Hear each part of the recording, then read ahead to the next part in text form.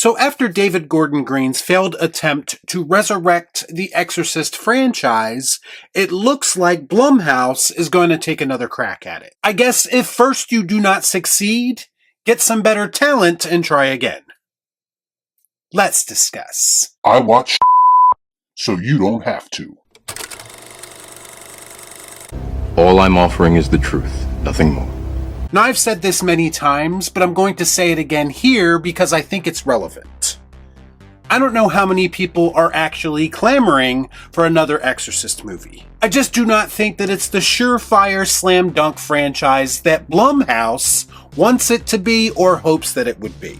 Sure, it's a recognizable name, and let's face it, that's all that it takes these days. But I can say with all honesty that this is the most obvious case in history of a franchise peaking with the first entry, and then Hollywood trying to capitalize on that success, with sequels mostly failing to do so. Something very familiar about all this. Now, before anybody gets upset, I understand that some of the Exorcist sequels have their fans. I'm simply talking about how in reality it was going to be nearly impossible to try to recapture that magic and make an impact like the first film did. When looking at the bigger picture, it feels like in a lot of ways that everything that needed to be said about the demon possession genre has been said already. And as a result, every time a new one comes out, it just feels like more of the same, and those movies typically come and go without making much of an impact. To me, the two James Wan Conjuring films and Insidious are the last time that this subgenre of horror truly felt somewhat special. And I do think that if this genre is going to continue, it is in desperate need of a reinvention to help these movies better stand out. That makes sense. And no, it cannot be like the Exorcist Believer situation where it promises something different, but in the end, gives us more generic slop. What we also do not need, especially when it comes specifically to the Exorcist franchise, is any legacy sequel elements. We do not need returning characters, we do not need member berries to try to inspire a nostalgic reaction. We also do not need a movie that foolishly tries to lecture us about the patriarchal rule of the church. We do not need someone to come in and try to recreate what the original Exorcist did, because I'm willing to bet that audiences will see right through that, and it's going to be damn near impossible to accomplish anyway. What I can hope for is that Blumhouse learned a valuable lesson from the Exorcist Believer debacle. And here's the thing, as much as I believe that a new Exorcist film is not necessary, if anyone is going to make a reboot of this franchise work, it's going to be Mike Flanagan. It's true.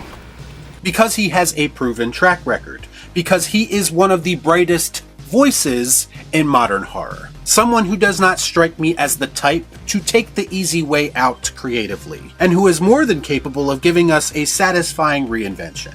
And as we found out recently, Mike is prepared to take some big swings with his Exorcist film, as he has decided to cast Scarlett Johansson in a lead role. This comes according to Deadline in what is described as a new radical take on the upcoming Exorcist film. Deadline has learned that two-time Oscar nominee Scarlett Johansson is set to star in the next installment. The article continues, Johansson's involvement is a clear sign that the studio is serious about this installment in the franchise. Kind of makes the Exorcist Believer feel even more unserious than I already thought it was. The article goes on to say that the studio has been taking meetings with a number of top talent, but Johansson seemed like a perfect fit after helping relaunch the Jurassic World franchise this summer. You're pathetically predictable. As soon as I heard about Scarlett Johansson's possible involvement with the new Exorcist film, I immediately thought about Jurassic World Rebirth, a movie that I never want to think about again. And that's because at this point, we all kind of understand how Hollywood thinks. Someone at Blumhouse saw the success that Jurassic World Rebirth had, and they want to try to replicate that success by getting Scarlett Johansson in the Exorcist Reboot. It is very much a copycat industry in Hollywood right now, and in a lot of ways it always has been. My only issue with this logic is that the Jurassic films tend to make a shitload of money regardless of quality. That franchise has basically been proven to be box office proof, and that has never been more obvious than this past summer when that abomination of a film, Rebirth, made a lot of money as well. And I just don't know how much of that success had to do with Scarlett Johansson's involvement. Is she a box office draw like Blumhouse is hoping that she is?